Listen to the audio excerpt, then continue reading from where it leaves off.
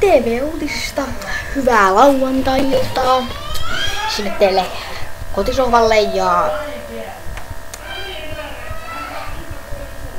missä lie olettekin, mutta aivan sama. Suoraan asiaan. Niin. Pahoittelen tässä suoraan siitä, että niin kuin te varmaan ihmettelettekin sitä, että missä on Tanja Taivaanlahja? No, minulla on siinä teille vastaus sitä varten. Tanja ei päässyt tänään paikalle ja siitä syystä ette myöskään näe tämän päivän säätä. Mutta toki katsoa sen internetistä muilta kanavoilta, mutta eivät ne suinkaan ole parempia kuin meidän kanava tietenkään. Seuraavalla kerralla sitä paitsi Pane todennäköisesti tuleekin mukaan. Kunhan vain ehtii. Niin, mennäänpäs nyt uutisiin, eikä jäätään yhteen asiaan, vaan horisemaan. Niin, että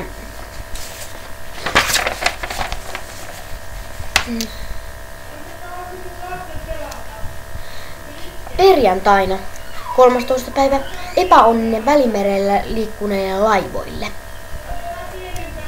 Niin, että tässä olisi teille siitä suoraan kuva. Se oli kuulemma dramaattinen. No, miten se nyt ottaa? Tässä sitä nyt nähdään.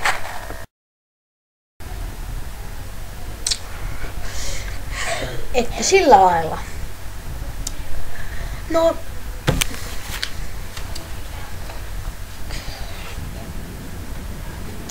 pitäisikö tässä kertoa mun mielipide siitä, että oliko se dramaattinen? No,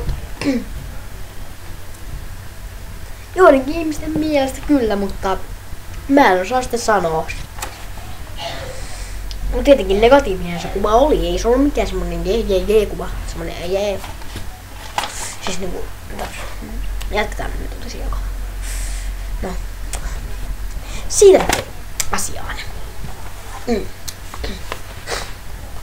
Seuraavaksi me siirrymmekin näistä ulkomaista kotimaihin. No niin, tällä lailla nyt mennään ja ei kun niihin kotimaihin nyt mukaan. Niin, kotimaasta siitä, että teollisuuspaloa tässä tänään käsitellään. Teollisuuspalo uudessa kaarlepyyssä savu leviää. Sähköongelmat jatkuvat. Peräti 6000 kotia ilman sähköä. Kyllä käy sääliksi. Mutta onneksi sentään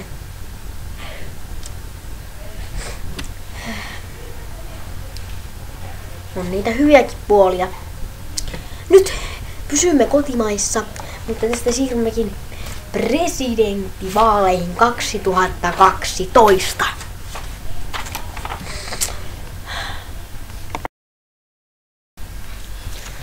Niin, nyt sen verran niistä vaaleista, että mä en ole niistä saanut kyllä ollenkaan mitään sen kummallisempaa tietoa kuin sen,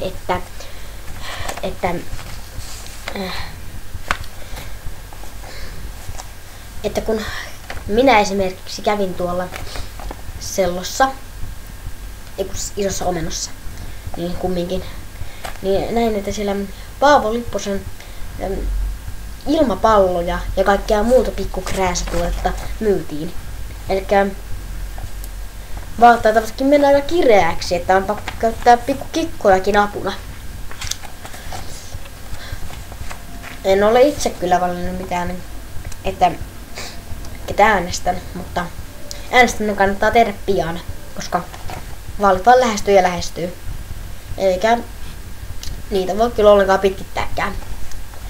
Niin se selvisi yllättävän nopeasti.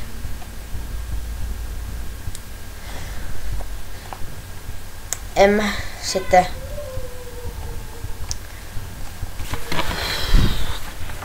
tiedäkään sit se enempää, mut tässä ne uutiset tältä päivältä sitten on. No, hyvää jatkoa teillekin.